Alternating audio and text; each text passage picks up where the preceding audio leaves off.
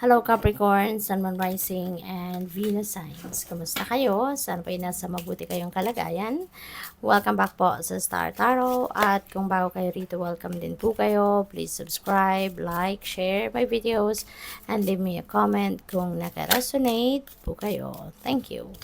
So, first message ni Capricorn is cut off. Let go of what no longer serves you. 'Di ba? Napakagandang ano to sa iyo, advice sa inyo ng spirit. Natanggalin mo na sa buhay mo. Putulin mo na yung connection mo sa mga bagay, sitwasyon, tao na doesn't serve your best interest, doesn't serve your highest good. Kasi sayang lang ng effort mo, sayang ng time mo, sayang ng space sa buhay mo na binibigay mo sa mga bagay na to or sa mga tao na ito.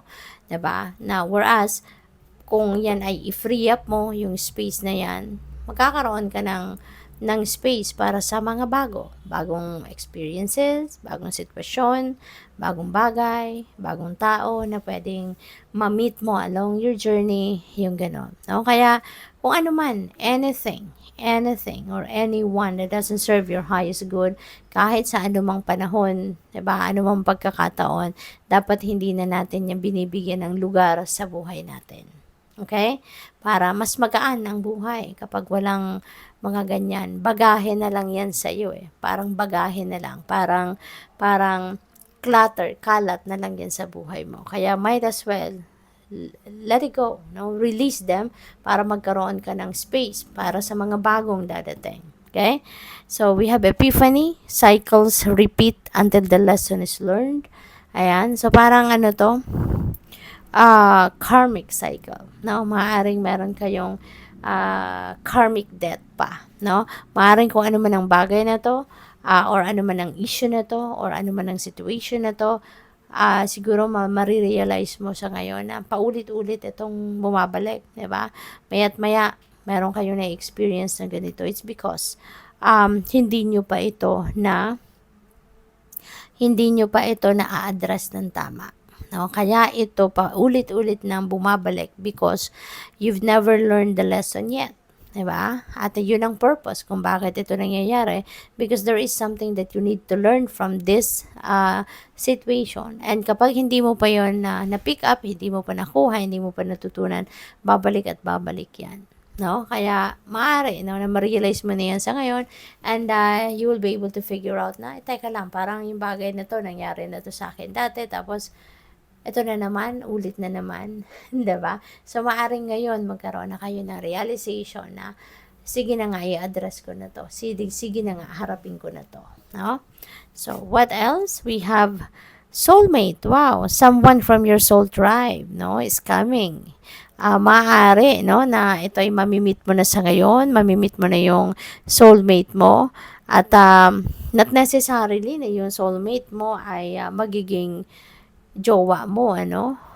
Sometimes, yung soulmate natin is our mom, our dad, 'di ba? Or sometimes, ang soulmate natin, kapatid natin, or pwede rin ng kaibigan, no? And sometimes, talagang nagiging jowa natin yung soulmate natin. So, whoever this is, no, this is someone from your soul tribe.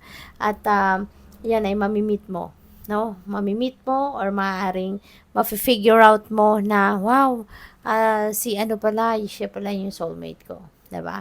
Kasi malalaman mo din, no? Malalaman mo if yung soulmate mo yan. Kasi una pa lang ninyong pagkikita, una pa lang ninyong pag-uusap, mararamdaman mo na you have a history with that person. Parang mararamdaman mo na, teka lang, parang very close na ako sa taong ito.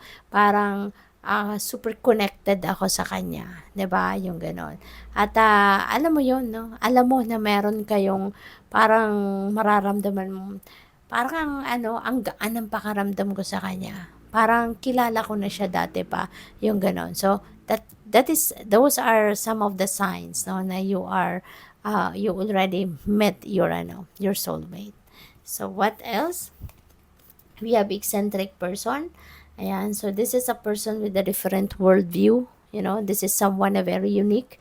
Pwedeng si soulmate mo ay is an eccentric person, no? Someone very unique, someone na kadalasan si eccentric person sobrang talino. Alam mo yun, yung parang mahirap abutin yung kanyang level of thinking, yung ganon. Kaya nga, very unique siya, very special na tao, no? So, tingnan natin kung ano pa ang ganap.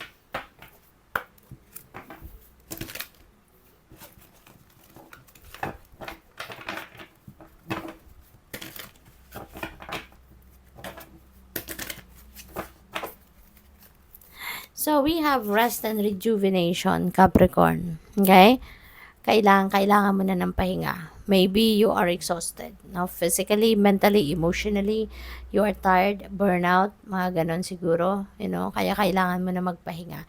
Give it to yourself. Okay? Kasi maaari din na nakakaramdam ka na siguro ngayon ng mga physical discomfort. Diba? Baka mayroong pananakit ng katawan, ulo, balikat, paa, tuhod, mga ganon. Or and other parts of the body. No? That is, kapag meron kayo nararamdaman mga ganon na discomfort sa katawan, ano na yan eh, sign na yan, ano? Na your body is asking for your pansin. Diba? Your body is asking for you to rest, to rejuvenate, no? To recuperate, yung ganon. Okay? So, what else? We have the garden and the gate. Ayan. So, maaari, no, na merong opportunity dito na naghihintay sa'yo. There are opportunities na naghihintay sa'yo dito, pero you are not ready to accept it. You are not ready to embrace it. No? So, gusto mo pang tignan, pag-aralan, obserbahan, yung mga ganon. No? So, kung ano man ito, pag-aaralan mo pa. Although, ang offer sa'yo parang napakaganda, pero hindi ka hindi ka yung magmamadali na kukunin ang opportunity na to. You want to make sure, no, na sigurado ka din sa sarili mo, na sigurado ka din na kung ano yung pupuntahan mo, hindi ka magsisisi. So, what else? We have Angel of Love. This is self-love, no? Capricorn, this is self-love, which is really, really beautiful. Kasi, ibig sabihin nito na you have a realization na sa ngayon na before you love other person or other people, you are going to focus on self-love muna. No? Parang uunahin mo muna ngayon ang sarili mo over anyone. No? Yung ganon. So, good luck. What else? We have Angel of Strength, and tutulungan ka na Angel of Strength dito na maging matatag, maging matibay ka, at tutulungan ka ni Angel of Strength dito na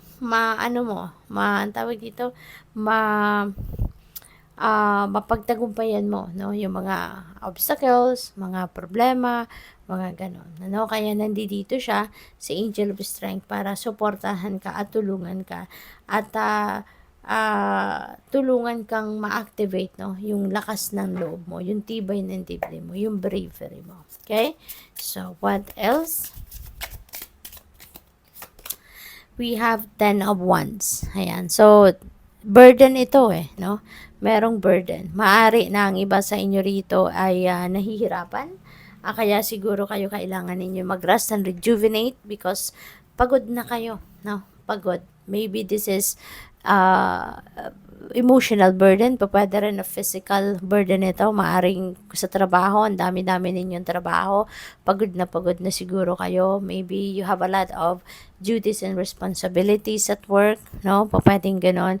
Kaya napapagod at hirap na kayo, no? And maybe ang iba sa inyo, since this is an ending and beginning energy, baka ang iba sa inyo, you're going to put an end to whatever is that na nagpapahirap sa inyo, na nagpapabigat ng bit-bit ninyo, no? Nagpapabigat sa balikat ninyo. Pwedeng ganon. So, kung sa trabaho yan, baka hihingi na kayo ng tulong. Baka, pwede rin ang iba sa inyo dito, talagang ayaw nyo na. Diba? Pagod na kayo, hirap na kayo, I want to give up, I want to resign, no? Pwedeng ganon. Kung sa pamilya din yan, bakit mahihingi kayo ng tulong sa mga kapamilya? Huh? So, we have 7 of Pentacles.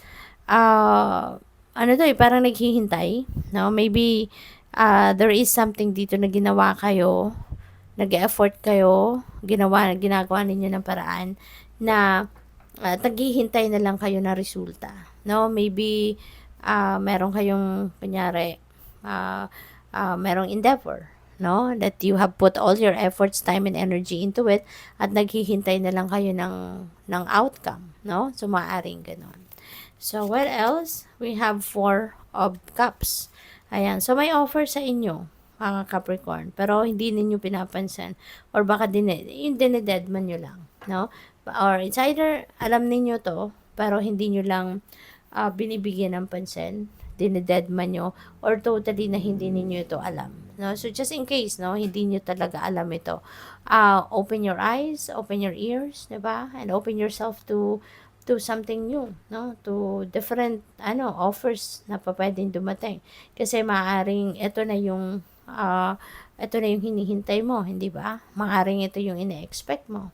So you never know, 'di ba? It might come in just in a different form, hindi lang yung eksaktong ine-expect mo, but it might come in a different form, 'di ba? Pero who knows, 'di ba? This is so much better than kung ano yung sana inaasahan mo dati, 'di ba? Kaya buksan mo yung iyong isipan, yung iyong mga mata at ang iyong mga tenga, 'di ba? Para na ma-welcome mo kung ano itong mga bagong opportunities na ito. Kasi hindi dadating ang oportunidad sa inyo kung hindi yan para sa iyo. Okay? Whatever is meant for you, um, yan ang ibibigay sa iyo. So, good luck. Thank you for watching. Love and light. Namaste.